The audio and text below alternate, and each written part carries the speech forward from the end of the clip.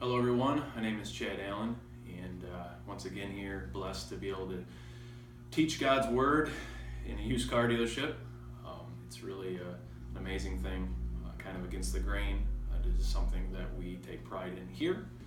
And today we're once again re-examining Paul's letter to the Colossians and a specific passage in there, and it is chapter 3, verses 1 through 4. And I'm going to go ahead and read that, and then we'll dig into kind of what it means.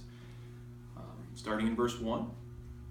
If then you have been raised with Christ, seek the things that are above, where Christ is, seated at the right hand of God. Set your minds on things that are above, not on things that are on earth. For you have died, and your life is hidden with Christ in God.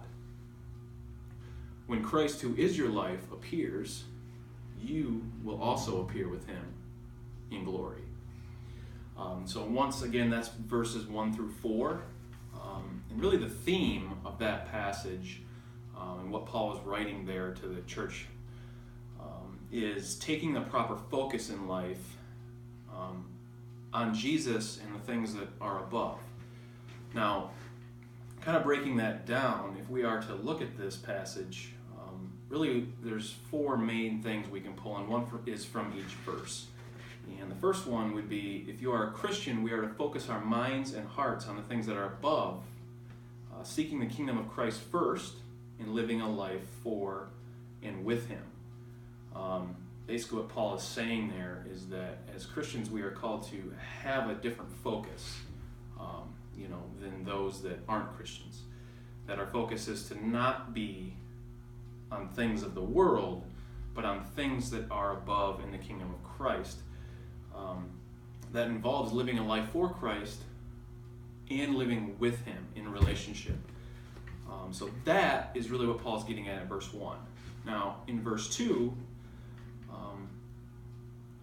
a point we can pull from that is, while the world may require our attention at times, whether that be evangelizing, helping others, raising children, our jobs, anything that we have to do in terms of responsibilities in daily life, it should not be the focus of our lives. Now, that might cause some confusion there, or what are our worldly responsibilities, how are they not our focus? Well, the point that could be made there is that if we are focusing our lives on Christ and how living with him and for him, that the rest of everything will follow suit.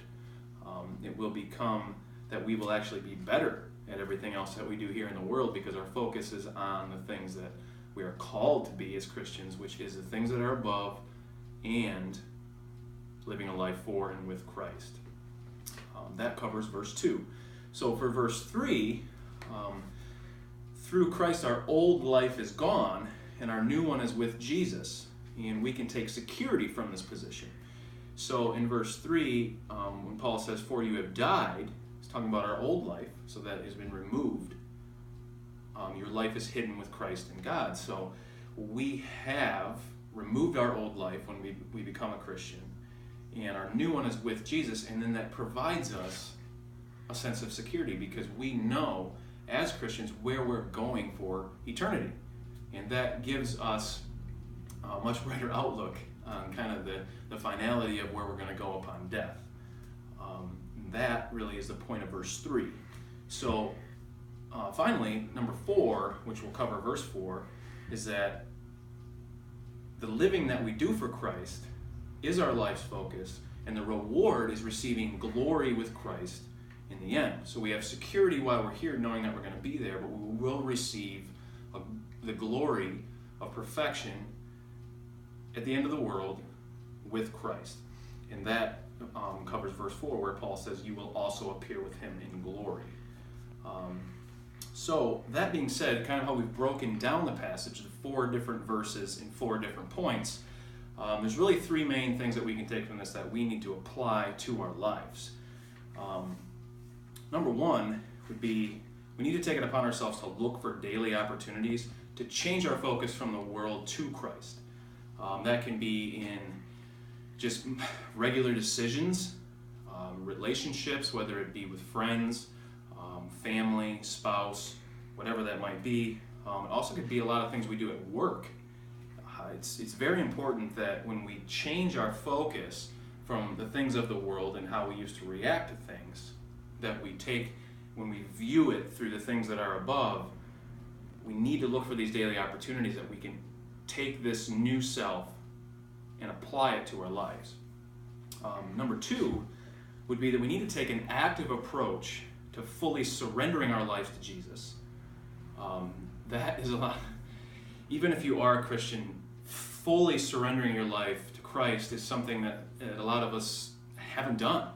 I know I can speak for myself from that it took a lot of years of knowing better before finally surrendering my life and getting to a point where I changed my focus from the things of the world to the things that are above.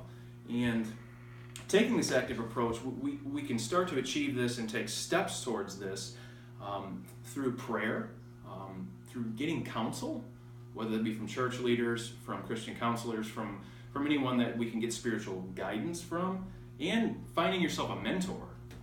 I can't speak for how impactful it's been on my life to have a mentor, someone to speak to, someone to ask questions, someone to kind of help you in the journey of life when you're dealing with really anything, hardships, issues, or even good things and what to do. Really, the first step, and probably the easiest one, could be becoming more involved in your church. Where can you serve? Where can you help? How can you spend more time around people that are trying to do the same thing that you're doing? Investing your time there really would be a great place to start. Number 3, we need to dedicate time for actually digging into God's Word. That sometimes in some of the people that I talk to, in some of the groups that I lead or I'm a part of, is actually taking time on your own to dig into God's Word. Focusing on the things that are above means that we're going to spend time in God's special revelation to us, which is here. Okay, we have it. God has breathed it through His Spirit for us, so that we have this to guide us. I think out of the 3, spending time in God's Word it could be the most transforming thing that you can do when it comes to taking your focus off of involving yourself in the world, thinking of things of the world, trying to conform to the world, versus trying to conform to Christ and changing your focus to the things that are above and living that life that we are called to live for Christ and with Christ. Thank you for watching today. It's been my privilege to dig into this small little section of Colossians. I hope you have a great day, and feel free to reach out to me if you have any questions or would like to talk about this. Thank you.